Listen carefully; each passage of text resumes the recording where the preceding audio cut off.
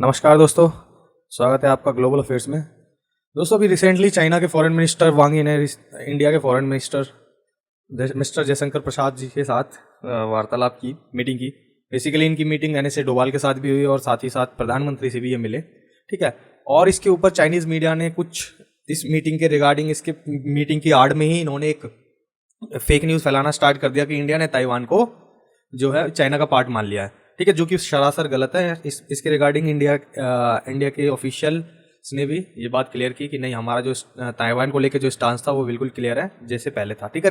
तो ताइवान का क्या मैटर है वो भी हम अच्छे से कवर करेंगे और इसमें ट्रंप को क्या झटका इसमें लगा है, ठीक है, इस न्यूज़ से, इस खबर से, तो उस चीज़ को भी हम इस वीडियो में जानेंगे, ठीक है। तो चलिए न्यूज़ कवर करते हैं। तो दोस्तों देखिए, अभी जो रिसेंट मीटिंग हुई थी इंडिया और चाइना की, ठीक है, इंडिया के फॉरेन मिनिस्टर और चाइना के फॉरेन मिनिस्टर मिले थे। तो इसमें सबसे जो ज़्यादा इंपॉर्टेंट खबर निकल के आती है वो वही आती है कि इंडिया ने, आपको पता होगा जब गलवान स्टैंड ऑफ चल रहा था तो उस समय चाइना ने इंडिया के मतलब अपने एक्सपोर्ट्स पे जो है बैन लगा दिया था। किस किस चीज़ पे? एक फर्टिलाइजर्स पे बैन लगा दिया गया था, कुछ रेयर अर्थ मिनरल्स हैं उन पे बैन लगा दिया गया था, और साथ ही साथ जो ड्रिल मशीन होती है ना, बोरिंग मशीन होती है, जो टनल बोरिंग मशीन होती है, उन पे बैन लगा दिया गया था। तो सबसे पहली बात जो हुई है, इन बैन को जो है हटाने की बात हुई है कि इन बैन्स को जो है हटा दिया जाएगा। अब आगे से इंडिया को फर्टिलाइजर्स एक्सपोर्ट किए जाएंगे चाइना से। आपको पता होगा हमारे किसानों को जो है बहुत ज़्यादा दिक्कत हो रही थी और फर्टिलाइजर्स की जो कमी है, खाद की, उर्वरक की जो बहुत ज़्यादा कमी हो रही थी, वो अब पूरी होगी। साथ ही साथ रेयर अर्थ मिनरल जो होते हैं, ठीक है, वो काफ़ी सारी चीज़ों में यूज़ होते हैं, कार्स में यूज़ होते हैं, बैटरी में, लिथियम बैटरी बनाने में यूज़ होते हैं, ठीक है, और भी जितनी भी सारी चीज़ें होती हैं उनमें रेयर अर्थ मिनरल्स का बहुत ज़्यादा उपयोग होता है। तो वो भी, उसके एक्सपोर्ट पर भी जो बैन लगाया था वो भी हटा दिया गया है। और साथ ही साथ जो आपको पता होगा टनल बोरिंग मशीन इंडिया जो है जर्मनी से मंगवाता था, और जर्मनी भी इसमें क्या करता था कि वो ऑर्डर तो खुद ले लेता था, लेकिन वो जो मशीनें बनवाता था वो चाइना से ही बनवाता था। बेसिकली क्या था कि वो चाइना की मशीनें अपने नाम से इंडिया में बेच रहा था, इस तरीके से था। तो आपको पता होगा इसके ऊपर जो इंडियन मिनिस्टर है उन्होंने भी इस बात को, इस इशू को जो है जर्मनी के सामने उठाया भी था कि आप जो है ऑर्डर तो ले लेते हो, कंपनी आपकी है, लेकिन आप चाइना से बनवाते हो, फिर क्यों ही ऑर्डर लेते हो, है ना। तो इस तरीके की चीज़ें भी निकल के आई थी, आपको पता होगा पिछले लास्ट ईयर की बात है ये, ठीक है। Supplying us some tunnel boring machines which they make in China. What's the name?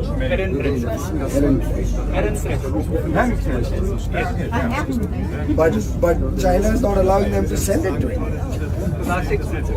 They're producing in China? Yeah. Some component going from Germany, but We most should of it stop made in buying China. German equipment now. Yeah, no, I'm good. That's it. I think I should listen to you.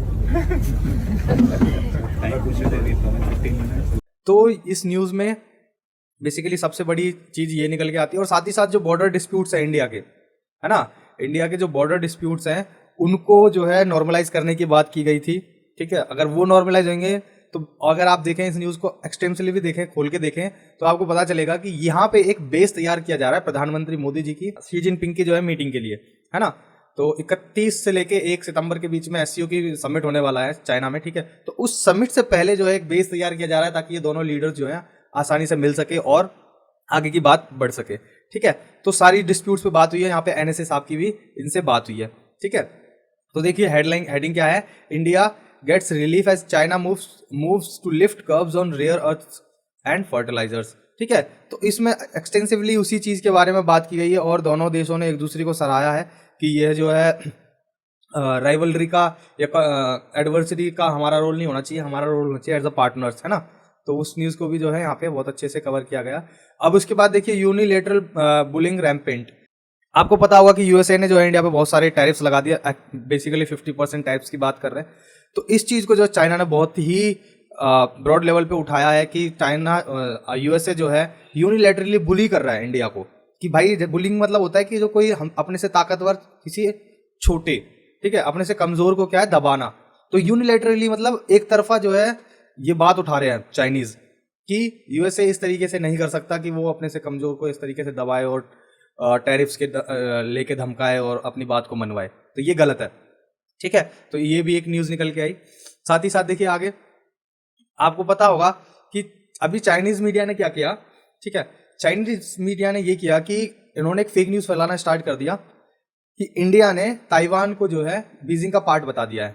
India ने Taiwan को Beijing का part बता दिया, basically China का, और one China policy. देखो यहाँ पे क्या लिखा हुआ है, China part of China, India after keeping mum on one China policy for 17 years. India ने 17 साल बाद जो है ये चीज़ कही है, वन चाइना पॉलिसी मानने के बाद भी कि यह ताइवान जो है चाइना का पार्ट है, जो कि फेक है, एकदम गलत न्यूज़ है। ठीक है, अगर आप यहाँ पे इंडिया का जो स्टांस देखेंगे वो भी मैं दिखाऊंगा। देखो यहाँ पे क्या न्यूज़ निकल के आती है, India has reaffirmed that Taiwan is part of China, Beijing has claimed. तो ठीक है, ये क्लेम कर रहे हैं कि इंडिया ने ऐसा बोला है, ठीक है, लेकिन ये बात बिल्कुल गलत है, इसमें ऐसी कोई बात यहाँ पे नहीं हुई थी इनकी मीटिंग में। ठीक है, अब देखिए इंडिया ने जो डिनाई किया है कि इंडिया के जो ऑफिशियल्स हैं उन्होंने इस चीज़ को डिनाई किया कि नहीं, हमारा जो स्टांस है ताइवान को लेके वो एकदम क्लियर है। क्या लिखा हुआ है, हेडिंग देखिए, India denies change in position on Taiwan after Jaishankar Wang meeting. देखिए ताइवान की इंडिया में कोई एम्बेसी नहीं है। ठीक है, अगर आप इनकी ऑफिशियल वेबसाइट पे जाएंगे तो देखिए यहाँ पे इनकी कोई एम्बेसी नहीं है, लेकिन हमारे क्या है, ये देखिए, Taipei economic and cultural centre in India. इस नाम से जो है एक क्या कहेंगे कि हमने एक रिप्रेजेंटेटिव टाइप में या कंसुलेट टाइप में खोला हुआ है, ठीक है, ताइवान का, लेकिन एम्बेसी कोई नहीं है। हम जो है इकोनॉमिक एंड कल्चरल सेंटर नाम से इंडिया में खुली हुई है। ठीक है, तो यहाँ पे हम इसको कोई एम्बेसी नहीं मानते हैं, लेकिन फिर भी हाँ, हमारे जो ताइवान के साथ टाई अप है, हमारे रिलेशन ताइवान के साथ अलग से है।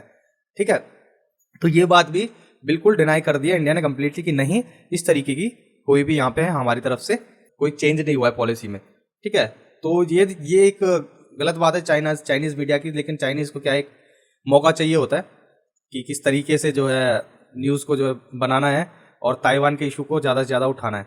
ठीक है, लेकिन इंडिया ने क्लियर किया कि नहीं, हमारा कोई ऐसा स्टांस नहीं है, हमारा जो स्टांस पहले से था सेम वही है।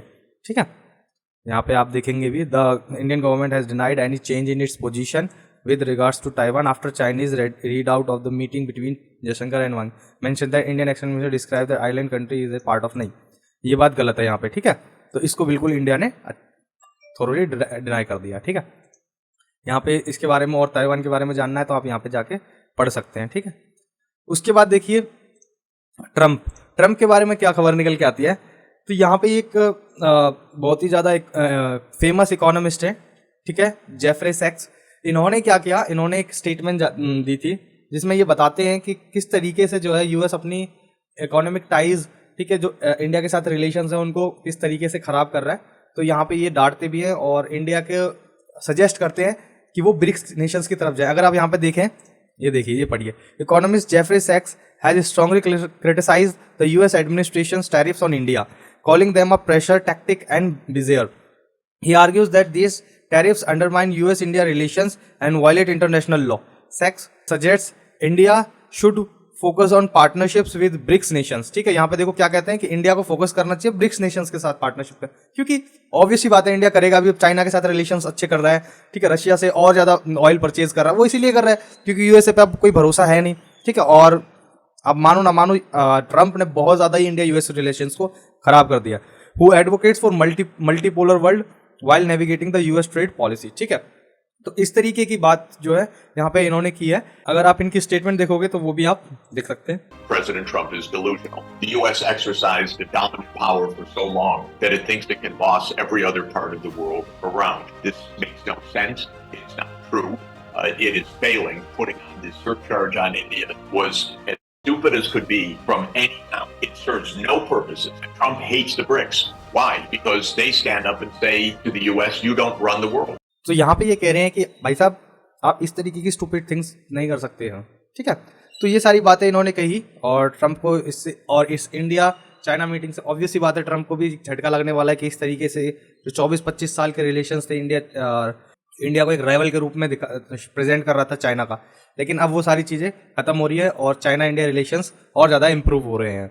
ठीक है, उसके बाद देखिए PM Modi will travel to China for SCO summit and SCO Doval during talks with Wang. ठीक है, तो ये वांग जी के साथ क्लियर किया कि प्रधानमंत्री मोदी जी जो है चाइना जाएंगे एससीओ समिट में और वहाँ पे इनकी मीटिंग होगी चाइनीज़ प्रेसिडेंट शी जिनपिंग से। ठीक है, तो यहाँ पे और अच्छी डेवलपमेंट निकल के सामने आएंगे और इंडिया चाइना ट्रेड पे और ज़्यादा फोकस किया जाएगा। तो ऑब्वियसली बात है इससे चाइना तो यूएसए तो बिल्कुल इससे खुश नहीं होगा, है ना।